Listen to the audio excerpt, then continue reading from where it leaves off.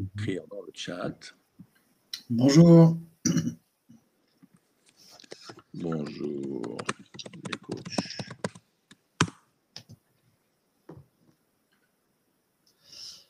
Hey, bonjour Estelle. Bonjour. Soyez les bienvenus. Bonjour Magali, bonjour Julien. Là et Marie-Hélène. Bonjour.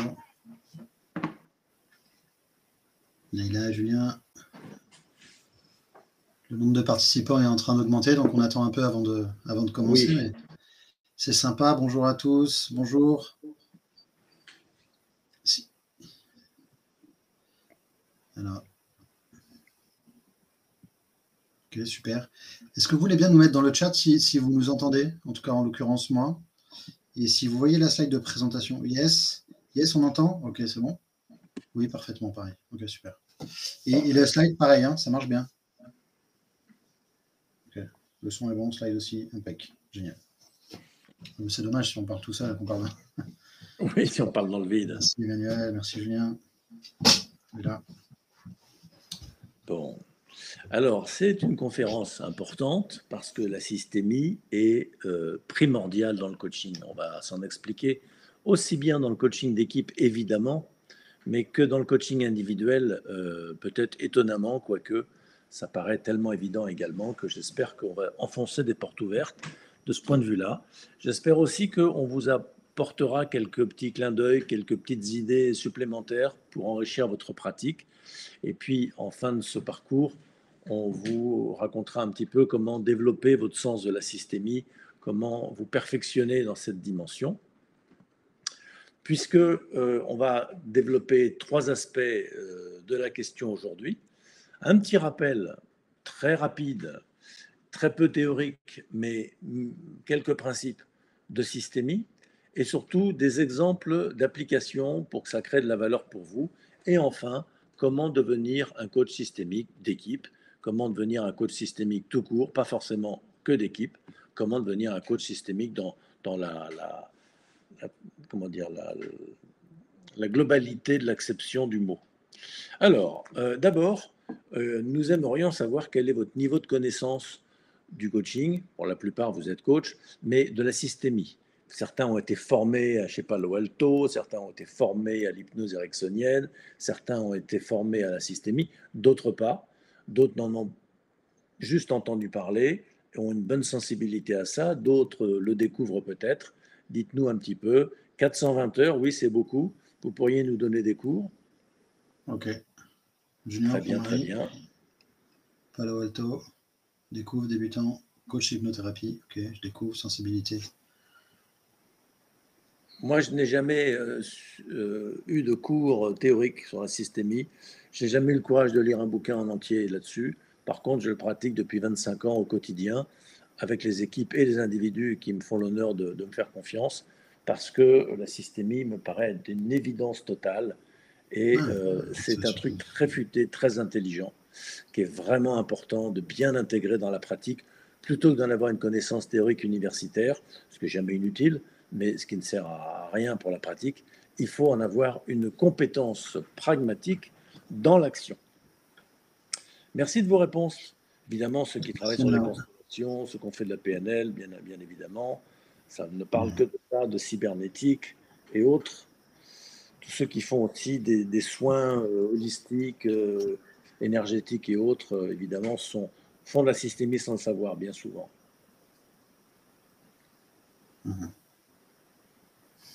Très bien. Alors, si vous voulez bien, on va enfoncer des portes ouvertes, des choses que vous savez. Il ne sera pas interdit que vous, bien sûr, posiez des questions dans le chat. Pas interdit non plus que vous soyez pas d'accord ou que vous voyez surtout des compléments qui seraient intéressants pour une prochaine fois d'ajouter à cette conférence. Moi, j'ai fait ça un peu au petit doigt mouillé et au pied levé parce que c'est quelque chose qui est passé dans le sang. Donc, c'est un peu comme la conduite, si vous voulez, on vous dit, mais comment tu fais pour passer les vitesses? Bah, j'en sais rien, quoi. J'appuie sur le champignon, ensuite je passe la vitesse et voilà, c'est tout. Et pourtant, pour quelqu'un qui ne sait pas conduire, c'est un peu plus compliqué que ça. Voilà. Alors, n'hésitez pas à me dire si vous voyez des manquements à ce propos. La systémie, on va en faire un petit résumé. La première chose, c'est qu'un système provoque des effets qui eux-mêmes provoquent des rétroactions sur ce système. En fait, le schéma n'est pas tout à fait juste. J'ai chopé sur Internet. Le système, on va dire, qui est marqué en bleu dans la petite bulle, ce serait un système A, qui ferait système lui-même avec un système B et en ayant de l'effet sur le système B. Et le système B a une action rétroactive sur le système A. Et l'ensemble de systèmes A et B font système dans un système qui les englobe tous les deux, qui serait un système C. Voilà. Alors j'espère que vous comprenez bien que quand monsieur dit à madame à table, passe-moi le sel, et que madame lui passe le sel, ou lui passe pas, ou lui passe avec un haussement d'épaule, monsieur peut dire, mais qu'est-ce qu'il y a, pourquoi tu fais ce haussement d'épaule? Et elle de dire, mais tu m'as même pas dit bonjour, ou tu m'as même pas, t'as vu comment tu m'as demandé de te passer le sel? Eh bien, parce que lui, anticipant quelque chose, lui avait demandé de façon un peu abrupte, elle, voyant le ton abrupt, prend une posture de défense, et ainsi de suite. Le système joue d'effet en contre-effet, et ça monte en épingle. C'est ce qu'on appelle le phénomène de crise, qui prennent souvent leur essor sur de petites choses par effet systémique. Alors, deuxième principe qui découle de la systémie, c'est que les interactions sont déterminantes sur les individus, sur les éléments du système. Autrement dit, il est plus efficace d'agir sur les interactions que sur les éléments du système pris séparément les uns des autres. Je ne m'arrête pas plus là-dessus pour le démontrer, puisqu'on va l'illustrer tout à l'heure. Les interactions elles-mêmes, entre les membres d'une équipe, par exemple, la nature de leurs interactions, est-ce qu'ils se vannent tout le temps, est-ce qu'ils plaisantent, est-ce qu'ils sont sérieux, est-ce qu'ils sont rudes, est-ce qu'ils se coupent la parole, etc. Ce genre d'interaction est souvent sous-tendu par une logique sous-jacente qui, elle, est moins visible que les interactions, mais qui surdétermine ces dernières. Donc on ne peut pas avoir une action pérenne sur l'équipe en agissant sur les individus, il faut agir sur les interactions, mais de la même manière, on ne peut pas avoir une action pérenne sur les interactions si on n'agit pas sur la logique sous-jacente. Alors voilà, la systémie, c'est quand même rudement intéressant d'avoir quelques principes en tête. Ça permet d'être efficace dans le travail qu'on fait en coaching, en accompagnement des individus et des équipes. Sans parler des organisations qui sont des systèmes de systèmes ou des équipes d'équipes. Troisième grand principe, tout est dans tout, la totalité se retrouve dans chaque partie comme dans un hologramme, paraît-il. Ça a pour conséquence que chaque partie est un échantillon représentatif de l'ensemble. C'est-à-dire que quand vous prenez une cellule de votre corps, elle a d'une manière systémique, pourquoi le truc est revenu en arrière, parce que peut-être Thibaut, tu l'as ramené en amont, je ne sais pas. En tous les cas, peu importe. Quand vous prenez une cellule de votre corps, elle est détentrice du génome qui marque l'ensemble des cellules. Donc le corps est un système qui est sous-tendu par un code commun à tous les organes. Voilà. Alors, on peut dire aussi, et les alchimistes de la Renaissance et du Moyen Âge en Occident et ailleurs dans le monde l'avaient bien compris, c'est qu'il y a une sorte de résonance, une sorte de correspondance entre un grand monde, la nature ou le monde de Dieu, et puis le petit monde de l'alchimiste qui reproduit dans son oratoire, dans son athanor, les conditions de la vie pour la faire réémerger, pour finalement, c'est une image peut-être, en tous les cas, ça traduit bien ce qui se passe dans la conscience de l'individu.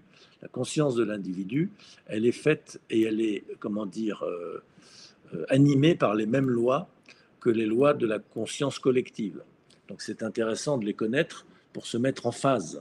Et des fois, pour la faire changer, il faut partir de soi-même et se mettre en phase avec les systèmes que l'on veut changer. Nous allons en parler dans un instant, puisqu'après ce rapide panorama assez bref, synthétique des grands principes, nous allons passer à ce qui nous intéresse le plus, nous qui ne sommes pas des intellectuels.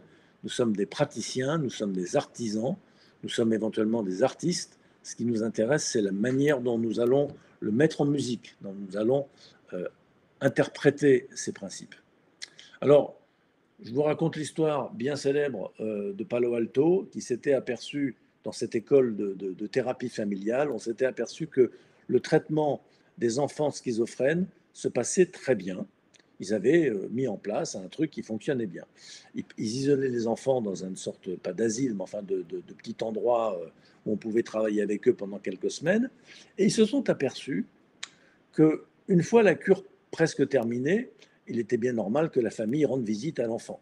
Et souvent, l'enfant reprenait les symptômes de schizophrénie suite à la visite des parents. Donc ils en ont déduit, ces coquins de Palo Alto, qui étaient quand même assez futés, que c'est les interactions qui étaient génératrices du symptôme et non pas l'enfant qui lui-même n'était que porteur du symptôme. Donc si on voulait guérir la schizophrénie de l'enfant, il fallait guérir les interactions au sein de la famille. Il fallait guérir le système, lequel était schizogène. Et l'enfant, l'enfant était le maillon faible en quelque sorte. Et j'aime pas cette idée de maillon faible, je la reprends parce qu'il y a une émission célèbre, mais c'est le maillon sensible. Et qui a dit que les sensibles étaient des faibles? C'est pour ça que je n'aime pas. Mais bon, les maillons sensibles deviennent porteurs du symptôme pour guérir le système. Mais entre nous, qui c'est qui est le plus faible? Un système malade ou un élément tellement sensible et tellement fort qui va guérir le système en emportant le symptôme? Donc je préfère la notion de maillon vulnérable plutôt que la notion de maillon faible. Vous voyez cette image, quand on tire une bille dans ce balancier de Newton, l'impact de la balle qui va taper contre la bille supplémentaire va se transmettre de boule en boule, et c'est la boule qui est de l'autre côté à droite du portique qui va gicler sur la droite parce que l'onde de force aura été transmise. Et finalement, c'est le plus exposé qui va être porteur du symptôme. Voilà, c'est une petite image que je n'ai pas inventée, mais que je trouve très parlante. Voilà, une autre petite histoire qui devrait nous amuser et nous faire réfléchir. On dit que c'est Elliot Ness qui a créé El Capone. Comment c'est possible? C'est pas vrai. Il y a eu un bandit qui s'appelait El Capone et ensuite on a mis en place des polices pour l'arrêter. Et pourtant, que s'est-il passé à la période de la prohibition? Eh bien, nous avons eu un gouvernement puritain sans doute qui a décidé que l'alcool c'était pas bien, il fallait absolument l'interdire, donc ils ont mis des lois un peu drastiques. À partir de là, les braves gens qui avaient envie de boire un petit coup pour se détendre se sont mis à en acheter de l'alcool en contrebande. On s'est rendu compte que la contrebande était un marché juteux, donc elle s'est organisée, la contrebande. Du coup, la police n'était pas bien contente, et donc elle a organisé une répression à la hauteur de l'organisation de la contrebande, et ça a terminé que la mafia a compromis la police, et c'est devenu la pègre. Et alors, le résultat des courses, c'est qu'il n'y a jamais eu plus de consommation d'alcool aux États-Unis que pendant la prohibition. Donc ça, c'est typiquement, si vous voulez, le cas d'un changement de type 2, c'est-à-dire on voudrait que la population prenne conscience que l'alcool est un pis-aller et qu'il y a moyen d'être heureux sans se torcher. Et donc, on voudrait qu'il lève un peu le pied sur certaines consommations pour avoir plus d'hygiène, mais on s'y prend avec des mesures de type 1 pour adresser un changement de type 2. Autrement dit, on voudrait provoquer une prise de conscience par la répression. Ce n'est pas adapté, et donc ça génère des rétroactions. La loi sur l'interdiction de l'alcool génère la réaction de la contrebande. La contrebande génère la réaction de la répression génère la mafia, qui finit par compromettre la police. Et le résultat, c'est qu'il y a un clivage de plus en plus fort entre une partie de la population qui est puritaine et qui est rigide sur ses principes, et puis d'autres qui rigolent bien et qui s'organisent pour être plus bandits que jamais. Voilà. Alors, est-ce que c'était une bonne idée? Je ne sais pas sur le plan moral. En tout cas, sur le plan de l'efficacité, ce fut redoutablement inefficace. Donc, ça nous fait réfléchir. Nous qui accompagnons des individus qui veulent changer, ils pourraient vouloir arrêter de boire de l'alcool, pourquoi pas? Ou arrêter de fumer, ou se mettre à faire du sport. Si on n'a pas cette logique de action-rétroaction, on risque d'engager des mesures qui vont générer des rétroactions pires que ce que l'on cherchait à résoudre. Autre aspect, faire prendre conscience. Donc, tout à l'heure, je vous disais, les interactions elles-mêmes sont surdéterminées par la culture de l'entreprise. Je me souviens, dans une entreprise, je donnais des consignes aux sous-groupes qui allaient travailler donc sur les sujets qui leur étaient confiés à travailler pendant le séminaire avec l'accord de leur patron.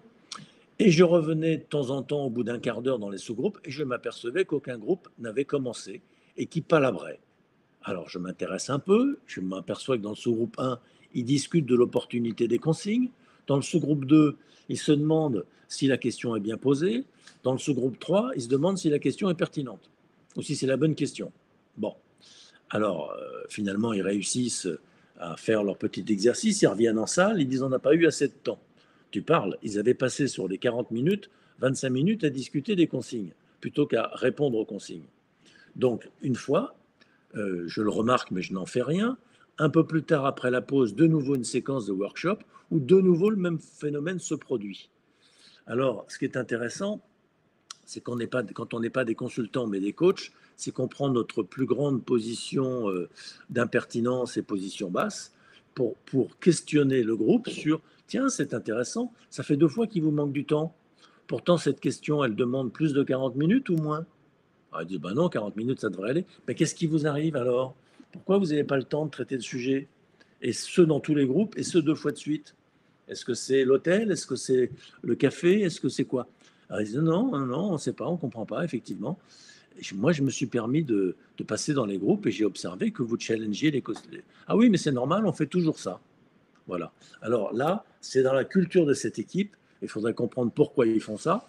Qu'est-ce que ça rendrait possible pour eux s'ils faisaient autrement? Qu'est-ce que ça compense comme besoin d'exister, de vouloir discutailler de trucs sans intérêt au lieu de faire confiance et d'aller à fond dans la performance? Eh bien, dans cette entreprise-là, les gens ne se sentaient pas respectés. Et donc, ils trouvaient le moyen de palabrer, de challenger et en même temps de se soumettre pour finir, mais à toute vitesse et moins bien qu'ils l'auraient fait si d'entrée de jeu, ils avaient été d'accord avec, en comprenant l'esprit de la consigne, au lieu de tatillonner sur la lettre de la consigne en disant ah, il manque une virgule, ah, est-ce qu'il n'y a pas d'S à homo, alors donc il faut en regarder qu'un seul ou on peut prendre plusieurs exemples, enfin des trucs hallucinants qui n'ont aucun intérêt, aucun sens. Mais ces personnes qui sont très respectables et très performantes se prenaient les pieds dans le tapis à la lettre au lieu de comprendre l'esprit des choses et palabraient 20-25 minutes sur les 40, exactement comme dans leur vraie vie. Dans leur vraie vie, quand ils avaient un résultat du trimestre, ils se laissaient vivre pendant 1 mois et demi, et dans le mois et demi qui suivait, ils bourraient dans le tunnel pour rattraper les écarts qui avaient été générés par le retard à l'allumage en début de trimestre. Voilà, leur faire prendre conscience aux équipes de ce qui leur arrive, c'est extrêmement intéressant si on veut les aider à changer quelque chose par rapport à ça.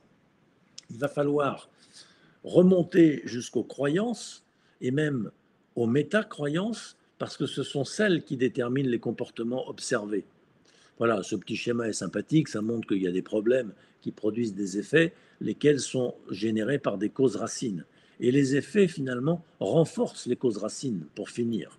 Et donc, il y a un problème endémique, ça devient chronique. On s'aperçoit qu'on a de moins en moins de temps parce qu'on est des pompiers pyromanes. Donc, on met le feu et on passe son temps à courir pour éteindre les feux. Voilà, ça, c'est un système c'est un effet systémique, un effet de bord de certains systèmes. On pourrait se demander d'ailleurs pour les incendies, c'est incroyable, il fait chaud, d'accord, mais pourquoi est-ce que les gens vont foutre le feu aux forêts que nous aimons tant? Eh bien, il est possible que sociétalement, il y ait quelque chose dans notre système social qui génère ces pulsions morbides au niveau de l'inconscient collectif et qu'il y en ait des malins qui foutent leur mégot et d'autres qui viennent allumer avec leur briquet. Je ne sais pas pour dire quoi, je ne sais pas, mais si on était payé par l'État pour mettre un terme aux incendies, plutôt que de doubler les effectifs des pompiers, il serait intéressant de réfléchir quels sont pourquoi il y a ce genre de manifestation, quelles sont les métacroyances qui déterminent les comportements irresponsables ou terroristes des gens qui foutent le feu dans nos belles forêts. Voilà. Les interactions au sein d'une équipe ou en coaching individuel, c'est intéressant de faire travailler aux gens la qualité de leurs interactions 2 par 2.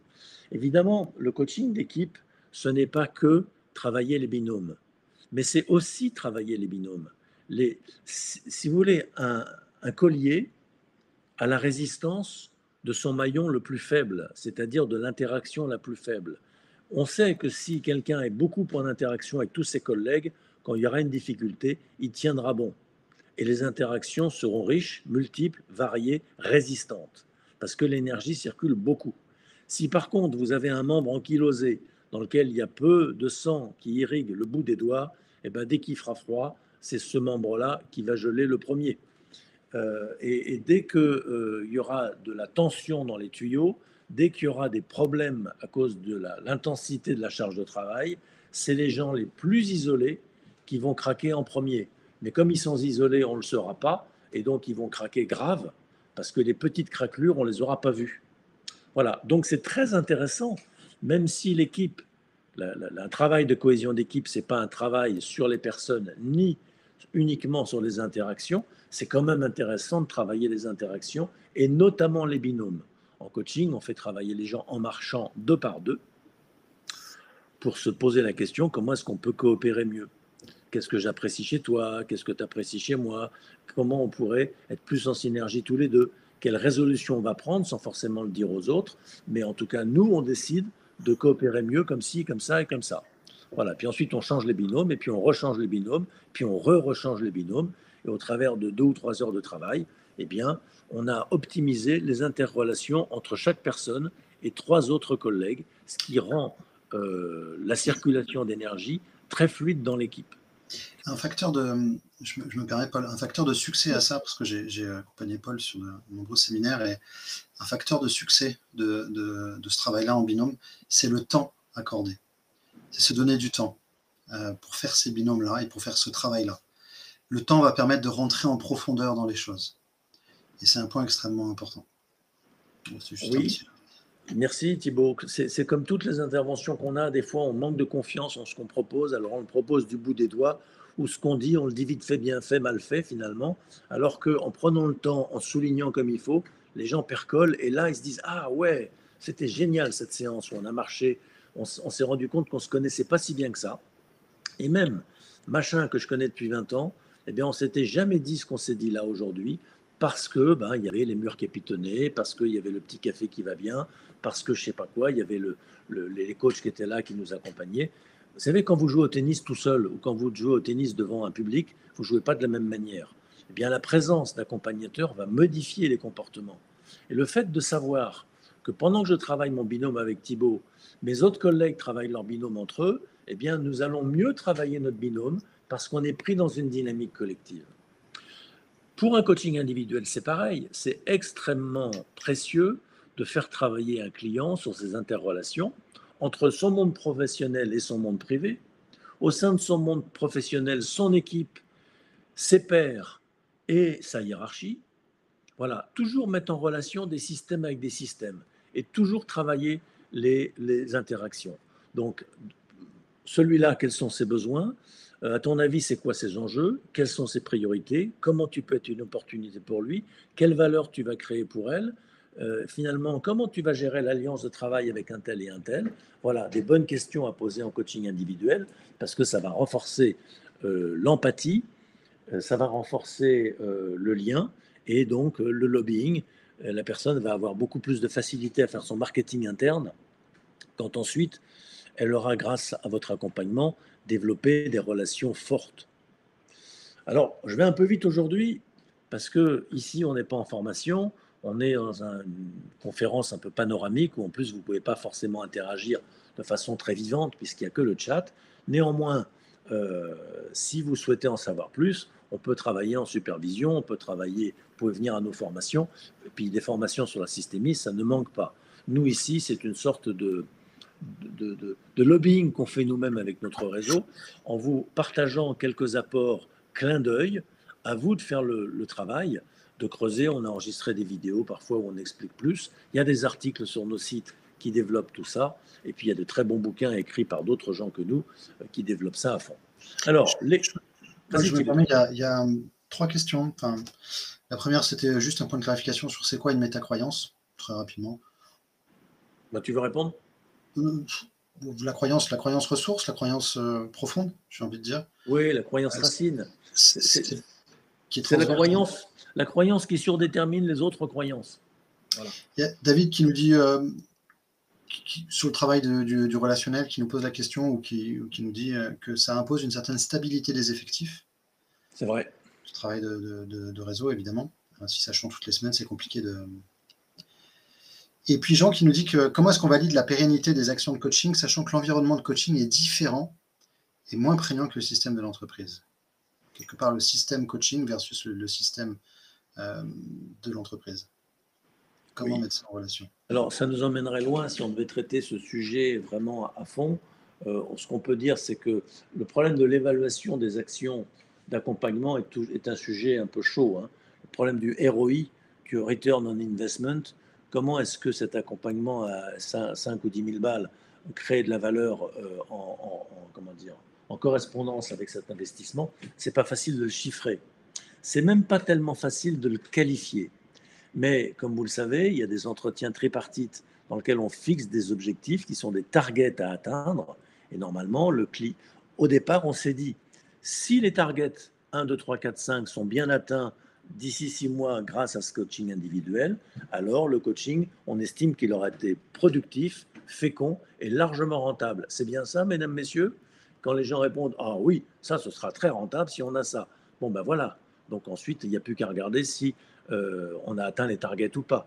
Et les targets, si c'est des targets comportementaux, évidemment, c'est évalué de façon subjective.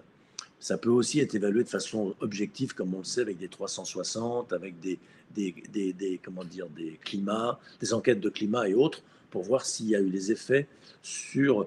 Il nous est arrivé souvent, avec Thibaut, d'intervenir à deux, en conduite de changement, parce qu'une organisation avait eu une enquête de climat qui donnait des résultats délétères, et l'objectif d'un comité de pilotage que nous avions constitué et que nous animions était de faire monter le climat social de 1 point ou de 2 points sur tel et tel item du baromètre de satisfaction des collaborateurs.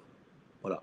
Donc 6 mois avant et 6 mois après, on a une mesure possible de l'effet du coaching d'organisation ou du coaching d'équipe ou du coaching individuel. Mais ça reste un sujet très délicat parce que c'est toujours sujet à caution, ces évaluations, bien entendu. Les écosystémiques, qu'est-ce que c'est?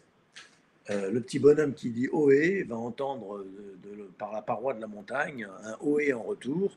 Alors c'est de là que vient la notion d'écho. Et systémique, c'est que dans un système, ce que l'on évoque, d'une certaine manière, on le convoque. Si j'évoque avec vous des grands soucis que j'ai, des choses qui me préoccupent terriblement, il y a des chances que ça évoque en résonance chez vous des choses qui vous préoccupent aussi. Si j'évoque des choses qui m'irritent, il est probable que je sois irrité quand je vais vous en parler.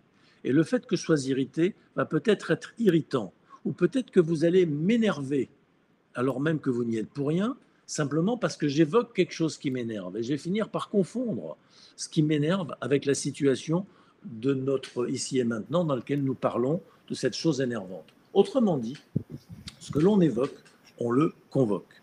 Alors, ce schéma montre ce qu'on appelle en termes savants l'homothétie des formes relationnelles. Vous avez une relation 1 verticale entre le client et la situation qu'il évoque, son équipe, son patron, son mari, sa femme, ses enfants, bref, qui vous voudrez. Et quand le client évoque les émotions qu'il ressent dans le cas, il les convoque et il les met en œuvre, il les met en scène, il les déploie.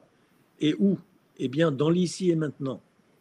Et le coach, étant une caisse de résonance, va ressentir les échos systémiques, les correspondances systémiques de ce que le client évoque dans sa relation à son client et peut-être même dans son propre corps. Vous avez des clients, vous vous dites, tiens, celui-là, j'ai envie de le secouer. Tiens, celle-là, j'ai envie de la consoler. Tiens, cela, il m'énerve. Ou cela, il m'impatiente. Mais tout ça n'a rien à voir avec moi. Je n'ai pas envie de consoler, ni de secouer, ni d'être impatient. Moi, je suis bien sur mon siège. Qui disent ça plus vite ou moins vite, ça ne me concerne pas. Donc, ce qui m'arrive là dans mon corps, de sentir que j'ai mal au ventre ou mal à la tête, ou d'avoir la gorge serrée, ou les pieds qui ont des fourmis, ceci est un transfert énergétique qui m'est transmis du cas évoqué au client jusqu'à notre relation, jusqu'à mon système corporel. Alors pour certains, vous serez étonnés, Pour d'autres, vous savez que la psychanalyse a bien modélisé le système du transfert. Et puis la systémie a bien vu ça. Alors je reprends la petite image là du boulier de tout à l'heure. Vous avez une équipe qui envoie un signal au client. Le client manager, par exemple. Le manager qui se fait coacher. Le client transmet ce signal au coach, qui peut même, quand il en parle à son superviseur, transmettre le signal au superviseur. Donc le superviseur ressent les symptômes transmis de l'un à l'autre, et comme aussi bien le coach que le superviseur et que théoriquement le client, on offre à nos environnements un miroir le plus propre possible, eh bien la balle va repartir dans l'autre sens. C'est ce qui va donner le schéma suivant, c'est que nous avons la capacité d'influencer un système à partir du miroir. Par exemple, quand l'équipe se méfie, elle fait de la rétention d'informations. Du coup, le manager s'énerve.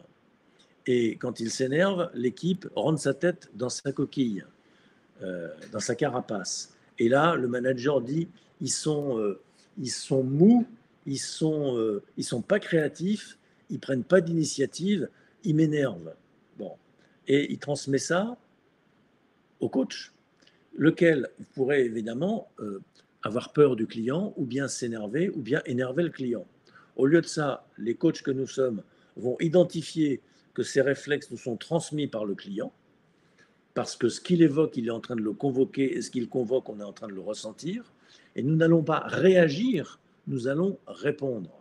Et donc, à partir d'un miroir le plus propre possible, en étant conscient que ce qui nous arrive est une émergence qui vient du client, et non pas quelque chose qui vient de notre propre système.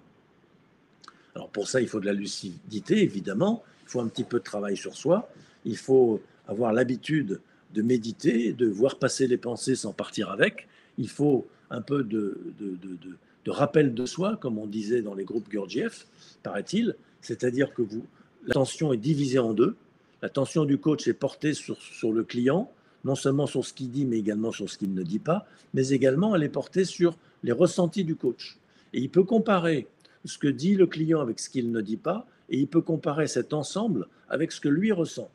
Et donc, quand tout d'un coup émerge un ressenti à l'intérieur du coach, il peut voir si ça vient de lui, de ses propres projections, ou si ça vient de quelque chose qui est transféré par le client. Et auquel cas, ça appartient au client, et il relève du devoir du coach que de lui retourner.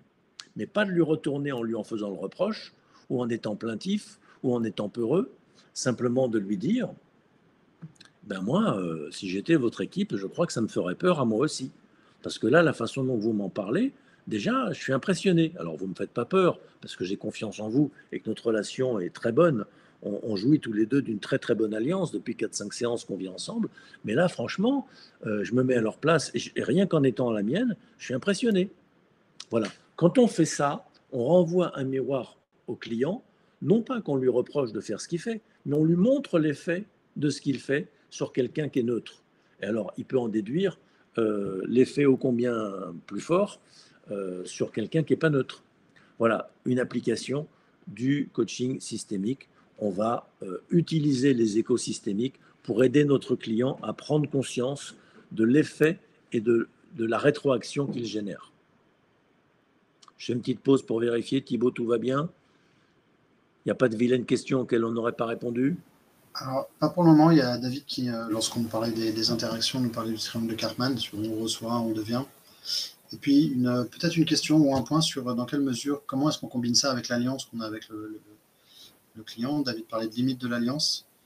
Alors, vous avez bien compris que je parle de vilaines questions pour plaisanter. Ce sont d'excellentes et de très gentilles questions. On est là pour ça. C'est plutôt des vilaines réponses, s'il y avait quelque chose de vilain. Bon, alors oui, le triangle de Karpman, c'est l'exemple type d'un truc comment dire, d'un jeu pervers qui s'engraine tout seul. Une spirale involutive, une spirale négative, un cercle vicieux. Plus je me veux, comment dire, bourreau d'une victime, plus cette victime se trouve un sauveur pour la prendre en charge, et plus ce sauveur devient mon bourreau. Et moi, du coup, je deviens victime, enfin, etc. Je ne vous raconte pas le triangle de Karpman, vous connaissez ça par cœur. C'est d'ailleurs d'un intérêt sympathique, mais ce n'est pas si génial que ça. Et puis, on ne passe pas notre temps à gérer des triangles de Karpman. J'ai l'impression que dans le petit monde du coaching, c'est la grande tarte à la crème, triangle de Karpman, le triangle dramatique. Oui, bon, bah ok, Eric Berne a trouvé ça et c'était assez futé. Et les jeux pervers, il y en a de multiples. Mais on peut peut-être aller un peu plus loin que ça. Et puis une fois qu'on l'a appris, je ne dis pas ça pour toi, David, ou pour vous, David. Hein, c'est un très bon exemple d'engrenage systémique. Et puis, peut-être un point de méfiance aussi. On n'est pas coach par hasard, et du coup, c'est vrai qu'en coaching, il peut y avoir ce sentiment de vouloir être sauveur et de vouloir sauver le particulier, le client, l'équipe. Bon, ça, c'est quelque chose qu'on nous apprend en formation. C'est quelque chose qu'il faut travailler en supervision. Et puis, c'est quelque chose qu'il faut travailler en thérapie ou en développement personnel. Vraiment, c'est extrêmement important d'abdiquer toute prétention et toute ambition à l'égard du client. Quand je dis prétention, ce n'est pas la prétention d'être au-dessus de toi, mon client. C'est la prétention de vouloir ton bien, malgré toi. Je ne vais pas faire ton bonheur malgré toi. J'ai tellement de respect pour toi que je ne me charge pas d'avoir des intentions à ton propos. Je n'ai pas de projet pour toi. J'accueille et je recueille ton projet vis-à-vis de toi et je me fais fort de t'accompagner dans l'atteinte de tes objectifs, mais ça ne me regarde pas de savoir si tes objectifs sont bons ou pas bons. J'ai pas à en juger. Je ne te juge pas, je ne te manipule pas, je ne te pousse pas, je ne te tire pas, je te tiens compagnie.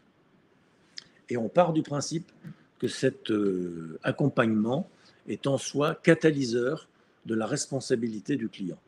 Voilà. Donc l'alliance, les limites de l'alliance, ben, je ne sais pas moi. J'aimerais qu'elles soient repoussées le plus loin possible, à condition qu'il n'y ait pas de confusion. Parce que quand il y a des confusions, il y a l'aspect fusionnel qui peut intervenir avec les effusions qui vont avec. Et fusion, confusion et fusion sont trois choses qui marchent bien ensemble, mais qui font très mauvais ménage avec le coaching. Donc c'est ça qu'on avait envie d'entendre dire. Il ne sera pas dit que je ne l'ai pas dit. Voilà. Il ne faut pas faire de triangle de Karpman, il ne faut pas être sauveur, il ne faut pas être fusionnel. Par contre, il faut une bonne alliance. Voilà. Et on n'est jamais une trop bonne alliance avec nos clients. On a le droit d'être proche, chaleureux, puissamment pesant de tout notre poids dans la relation. On est payé pour ça. Et si on pèse lourd, eh bien on sera payé grassement. Voilà. Alors, je me fais encore des ennemis qui vont dire « Oh, il nous a encore choqués cette fois-ci. » Bon. Le chat qui est toujours un rigolo, qui dit que le futur commence immédiatement après la fin de cette phrase. Bon, c'est pour nous mettre en jambe sur le point suivant. L'importance des fondations, l'importance des prémices ou des préliminaires. On dit que le coaching, dans une perspective systémique, le coaching commence avant le coaching. Oui, parce que le client ne vous a pas choisi par hasard. Le client n'est pas venu au coaching n'importe quand. Il se peut d'ailleurs que son coaching ait déjà commencé avant qu'il vous rencontre. Et quand il vous rencontre, il en rencontre 3 des coachs, il en choisit un qui est le plus en résonance avec le chemin qu'il est en train d'accomplir. Et donc, le coaching a déjà commencé avant le coaching, et le coach n'est que quelqu'un qui catalyse un processus. On a dit qu'il n'avait pas d'intention, pas de prétention, pas d'ambition vis-à-vis de son client. Il n'a même que très peu d'influence. Il est très peu responsable de ce qui se passe, mais le peu de responsabilité qu'il a, il faut qu'il la fasse très bien. Voilà. Alors, dans le coaching, les premiers instants sont très représentatifs de toute la suite. Comme les fondations d'une maison, si elles sont mal foutues, la maison partira de guingois tôt ou tard. Et à l'époque des Romains et des Grecs, du moins dans nos traditions ancestrales, on avait pour usage, je m'en souviens encore, d'égorger un poulet ou quelque chose sur les fondations de la maison pour lire les augures. Parce qu'on était dans la croyance que comme tout est dans tout, eh bien, dans les tripes, dans les entrailles du poulet ou de la pauvre bête, on avait une représentation symbolique de ce qui allait se passer dans cet édifice religieux ou autre. Voilà. Et donc, c'est pour ça que les arts divinatoires fonctionnaient sur la ressemblance entre le petit monde et le grand monde. Si je jette des cartes au hasard, eh bien, elles ne tomberont pas n'importe comment, et je pourrais lire dans les runes, dans les cartes de tarot ou dans je ne sais quoi d'autre, dans la boule de cristal, je pourrais lire des trucs qui vont me mettre en relation avec des pistes de réflexion sur moi-même. Le coaching n'est pas superstitieux, le coaching ne procède pas par art divinatoire, sauf exception, exception de certaines personnes qui en ont fait leur cheval de bataille, ça les regarde. Moi, j'estime que le coaching n'a pas besoin d'outils, ni d'art divinatoire, ni de test 360, ni rien du tout. Mais j'aime bien le coaching à main nue, le coaching où on travaille la relation en direct. Les échos systémiques sont largement suffisants pour faire un super boulot. Néanmoins, un peu comme cette image du marc de café, il y aurait une sorte de divination rationnelle consistant à observer les premiers instants d'une relation pour en déduire ce que peut-être il va se passer dans la suite de la relation. Par exemple, un client arrive tout énervé à la séance parce que son énervement a commencé avant la séance à cause des embouteillages. Et si il y avait une relation entre cet embouteillage auquel il a été sensible, alors que d'autres fois il y a eu tout autant d'embouteillages, mais il n'y a pas été sensible, et donc cette fois-ci il y est sensible parce que ça fait un écho avec ce qu'il vit.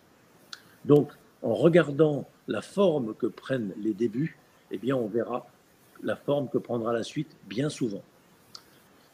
Car les formes se répètent. Vous voyez ce petit monsieur qui a l'air tout contrit parce que son chef lui répète d'être en retard. Il y a des chances que quand il était petit garçon, il était déjà en retard. Il est pris dans une gestalt, comme diraient nos amis de la gestalt thérapie, et cette gestalt se reproduit dans différentes circonstances de sa vie, voire même dans les cas graves, dans toutes les circonstances de sa vie. Et être capable d'avoir un regard systémique pour voir une forme et la montrer au client lui permet de se remettre en question, de prendre de la hauteur et peut-être de modifier cette forme dans son essence, la méta-croyance dont je parlais tout à l'heure. Je vais vite parce qu'on a bientôt fini et il reste quand même quelques trucs à vous dire qui sont sympathiques. Les réunions. Les réunions d'équipe, souvent, on se raconte la même chose, quels que soient les sujets. C'est toujours les mêmes qui parlent en premier, c'est toujours les mêmes qui, en deuxième ou en troisième, disent oui, mais peut-être, mais attention, est-ce que c'est pas un peu risqué? C'est toujours les mêmes qui disent bon, bah écoutez, il faut bien qu'on en sorte, voilà, moi je propose ça, ça et ça.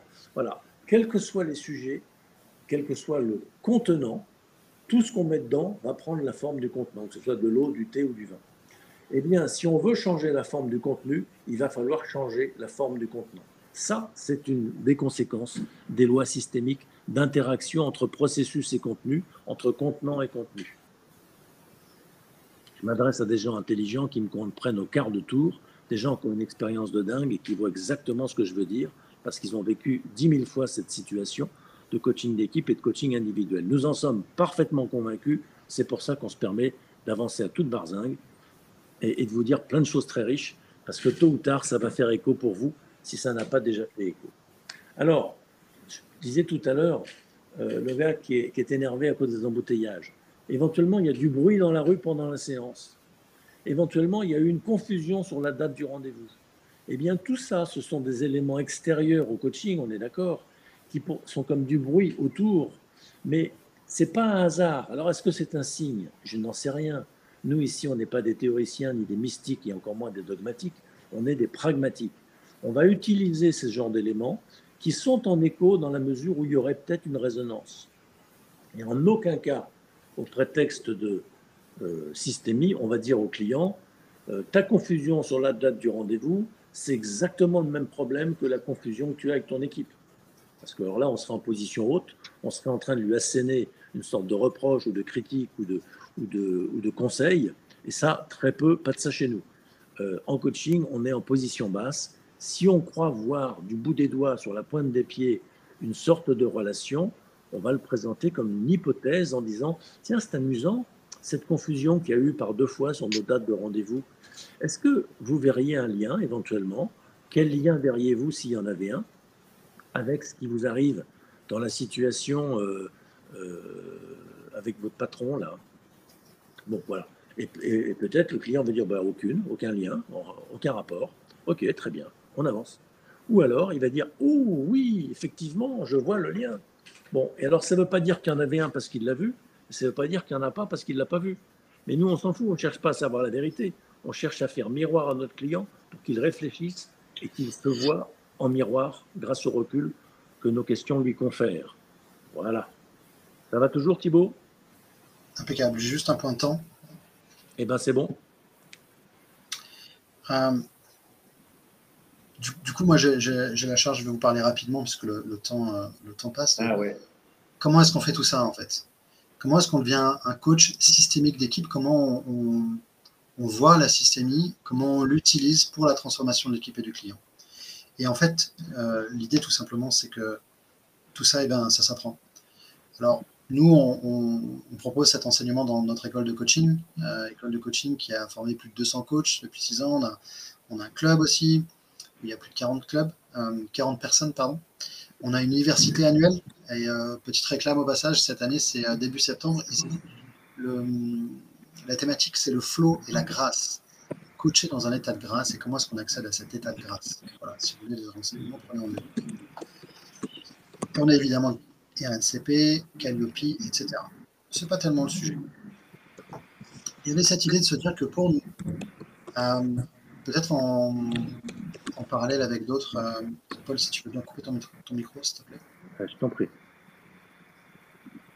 Peut-être par rapport à d'autres écoles de formation, ce qui nous intéresse, nous, vraiment, c'est le coaching d'équipe. Parce que le coaching d'équipe permet justement ce qu'on vient de se voir, et notamment de regarder à la loupe les phénomènes de groupe, de systémie. Et pour nous, c'est ce qu'il y a de plus puissant, le coaching d'équipe. Puisque, on le sait, l'environnement tient une place énorme dans finalement nos actions, dans notre façon de penser. On apprend, j'ai envie de dire presque par systémie, il n'y a qu'à regarder un enfant, il est le fruit de son environnement, tout simplement. Alors du coup, pour être un excellent coach de systémie, qu'est-ce qu'il faut? Selon nous, il nous faut 4 caractéristiques, 4 compétences. La première, c'est que c'est une personne qui a travaillé sur elle, qui a travaillé son authenticité. Et ça n'a rien à voir avec la spontanéité. Et qui sait offrir une très grande qualité de présence. Il y avait tout à l'heure cette idée de question de finalement, mais en coaching, on apprend aussi des outils et on n'en a pas besoin, seule la relation compte. C'est pas tant que seule la relation compte, mais la relation est première. Et pour avoir une bonne relation à l'autre, une bonne alliance à l'autre, il s'agit d'avoir une belle alliance avec soi-même d'abord. Et ça, c'est un point central dans le bon coach d'équipe, le bon coach de systémie. Ensuite, c'est quelqu'un qui maîtrise la position basse, à l'écoute des profondeurs du niveau 4, de l'écoute systémique dont a parlé Paul, et qui donne confiance. C'est quelqu'un d'impertinent. J'ai bien aimé ta question, Paul, tout à l'heure, de tiens, comment est-ce que vous faites, je sais pas, comment est-ce que vous pourriez faire différemment en faisant la même chose, par exemple, s'il y a un groupe qui répète les mêmes choses. La maîtrise du questionnement est vraiment important. Et puis, c'est quelqu'un qui respecte son client en prenant sa responsabilité, mais c'est pas celle de son client. Voilà. Et du coup, ça nous donne, selon nous, en fait, les caractéristiques d'une bonne école, et c'est ce qu'on s'efforce de faire. C'est-à-dire que pour nous, une bonne école, elle donne une structure, une méthode, des outils, clairement. Mais elle offre aussi un travail en profondeur, des nuances sur la posture, la distance, les énergies, et elle donne confiance en vous, sur ce rapport à soi-même. Elle donne les idées, l'inspiration, elle ouvre les chakras, et vous aide à trouver votre style, ça c'est important. On a parlé du style de questionnement tout à l'heure, à chacun son style, mais l'idée c'est d'aller travailler ce questionnement orienté solution et ce questionnement impertinent. Et en fait, elle vous prend autonome, elle ne vous prend pas en charge, mais elle vous challenge fort. Et ça, c'est un point important. Parce que c'est quelque part ce qu'on attend aussi d'un coach lorsqu'on le vit. On s'adosse, nous, dans notre école, à un modèle qui est issu des 4 énergies. Les 4 énergies de la Terre et du vivant, comme disait Paul tout à l'heure, si tout est dans tout, alors tout ce qui nous entoure, il y a des énergies fortes autour de nous. Il y a le feu qui brûle, le feu de l'action. Okay. Il y a la terre qui pose les bases, qui est solide, qui est forte. Il y a l'eau qui est douce, qui est, j'ai envie de dire, souple. Et puis il y a l'air, ce monde des idées. Et là-dessus, on a construit un modèle, en fait, à la fois qu'on développe pour nous dans nos caractéristiques, et aussi un modèle de coaching qu'on utilise lors des séances, que ce soit en coaching d'équipe ou en coaching individuel d'ailleurs, qui est fondé sur ces 4 énergies, avec tout d'abord un contrat bien posé, bien calme, bien solide, une ouverture, avec ce questionnement, cette relation dans laquelle l'eau va pouvoir, cette présence dans laquelle l'eau va pouvoir circuler. Aboutir à une solution pour enfin s'engager avec le 4. On appelle ça, nous, le cause, et ça fonctionne plutôt bien. Alors du coup, choisir une école de coaching, c'est important parce que l'idée, c'est d'y passer un bon moment, parce qu'on ne peut pas... il s'agit de bien se former.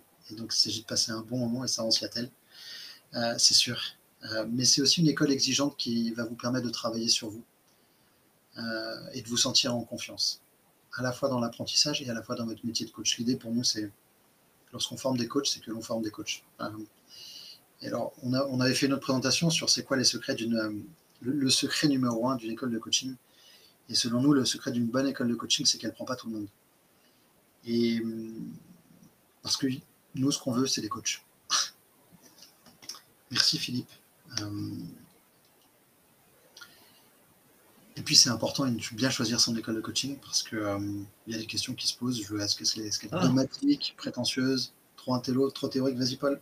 Thibaut, l'autre jour, on a dit ça, comme ça, et puis il y a quelqu'un qui m'a dit « Ouais, bah, écoutez, vous n'êtes pas sympa, vous êtes comment dire, ségrégatif, qu'est-ce que c'est que cette manière de dire que vous voulez pas tout le monde, etc. » Bah, d'abord, on fait bien ce qu'on veut, mais je ne veux pas en rajouter une loche pour enfoncer la tête sous l'eau. En tout cas, on n'est pas jugeant et on n'est pas hostile à quelconque, on est pour la diversité, mais disons qu'on sait que des gens qui connaissent mal l'entreprise vont avoir du mal à s'y intégrer. Donc, ils peuvent devenir coach de particuliers, ils peuvent aussi devenir coach dans l'entreprise, mais nous, on ne veut pas leur faire rêver qu'ils vont s'insérer dans l'entreprise s'ils ne la connaissent pas. Voilà. C'est pour ça que, d'entrée de jeu, dans nos formations, on sélectionne plutôt des gens qui ont cette vocation plutôt que des gens qui ne l'ont pas, des gens qui ont le potentiel, selon nous, plutôt que des gens qui ne l'ont pas, et des gens qui connaissent l'entreprise et qui ont les codes, parce que sinon, ils vont ramer. Ils seront de très bons coachs, mais personne n'achètera parce qu'ils ne seront pas crédibles. Donc, c'est un service qu'on leur rend et non pas un rejet de leur part. Voilà. Après ça, la sensibilité, elle est multiple. C'est exactement ça. Et du coup, pour passer rapidement, parce que le temps est déjà rapidement écoulé, simplement vous dire que nous, on a des promos qui commencent en septembre en coaching d'équipe et en coaching individuel. Ça, c'est les 4 grandes formations qu'on avait dans le modèle RNCP, avec différentes dates de formation. Mais voilà, on a une promo coaching d'équipe qui commence en mi-septembre et un coaching individuel qui commence fin septembre avec une formation qui est blended, à la fois présentielle et à la fois distancielle avec du contenu synchrone et asynchrone. Donc, on a plusieurs choses pour comprendre, construire, animer, expérimenter, intégrer, plus des jours de présentiel pour, par exemple, le coaching d'équipe. Et enfin, pour terminer, du coup, ça c'est un petit peu nous plus. On a envie de vous apporter un peu un cadeau et merci d'avoir suivi cette webinaire avec nous. Forcément, on a une plateforme digitale sur laquelle vous avez accès toute votre vie, qu'on enrichit au fur et à mesure. La possibilité de refaire tous les modules dans les 3 ans, ça c'est quelque chose qui est très apprécié. Il y a 2 séances de supervision individuelle qui sont offertes avec Franck ou Paul. Et puis là, c'est bonus pour ceux qui veulent suivre notre formation, réussir son business de coach, où on travaille vraiment sur l'identité de coach avec ce côté comment est-ce que moi j'incarne qui je suis dans le monde actuel pour me différencier et bien gagner ma vie. On en a fini, alors ça va être compliqué de répondre à toutes vos questions. Du coup, on a prévu, prenez rendez-vous là sur le cliquet pour prendre rendez-vous, un entretien de 30 minutes avec nous. Je vous remets le lien si vous voulez dans le chat là. Vous pouvez cliquer dessus et on peut échanger ensemble sur votre projet, voir où vous en êtes, voir si vous êtes éligible à notre formation et quand même si vous avez des questions, que ce soit sur l'université, là, sur l'état de grâce de Flo, que ce soit pour travailler, pourquoi pas, cette posture systémique dans l'apprentissage du coaching d'équipe au coaching individuel. Merci. Oui, beaucoup d'entre vous sont déjà formés au coaching, certains sont très expérimentés, ils n'ont pas attendu notre formation pour inventer le fil à couper le beurre. Et donc ceux-là, on peut déjà être content de les saluer et ils nous honorent de leur présence, mais comme les autres, ni plus ni moins. Mais ce qu'on peut leur proposer, de la même chose qu'on le propose à tous, au-delà des formations, c'est de la supervision si ça vous intéresse et que vous êtes en recherche d'un lieu de supervision pour faire miroir sur votre pratique. Et également, le club énergie, où des coachs viennent travailler 4 fois une journée par an, en intervision, en supervision et en R&D, recherche et développement. Voilà, une autre fois, on en reparlera. On a fait la dernière fois un webinaire sur l'université, la prochaine université. Le replay est en ligne. N'hésitez pas à le consulter. Et n'hésitez pas, pour nous poser des questions là-dessus, à prendre rendez-vous et aller jusqu'au bout du geste, parce que des fois, on voit un petit chiffre qui apparaît. Il y a 19 personnes qui ont cliqué sur prendre rendez-vous. À la fin, on se retrouve avec 3 rendez-vous. On ne comprend pas bien comment ça se fait, qu'il y a une telle déperdition. Peut-être c'est juste que vous cliquez pour dire tiens, c'est quoi ce bouton rouge? Oh merde! Et hop, vous revenez en arrière en disant zut, je ne pouvais pas prendre rendez-vous, moi. Je voulais juste appuyer sur le bouton rouge. C'est possible. Euh, mais enfin, peut-être aussi que vous avez l'intention, puis qu'il y a un bug quelque part, ou que vous n'allez pas jusqu'au bout du questionnaire et que vous n'enregistrez pas votre truc. Donc, n'hésitez pas, si vous voulez prendre rendez-vous, à nous contacter, y compris par mail si nécessaire. L'université, c'est du 11 au 13 septembre dans les Hauts-de-France, a priori sur l'état de grâce et de flow. Et effectivement, le club d'information. Et puis Calendly, prenez rendez-vous. Voilà. Au revoir les amis, merci de votre assiduité et À votre bientôt, écoute. merci. Au revoir. Merci Estelle, merci David, merci Emmanuel, Magali, Inès, merci Céline. Et maintenant, miam miam, on va les manger. Allez. Merci Karine Duval. Merde, j'ai pas fait ce qu'il fallait, je crois. Voilà, terminer l'événement.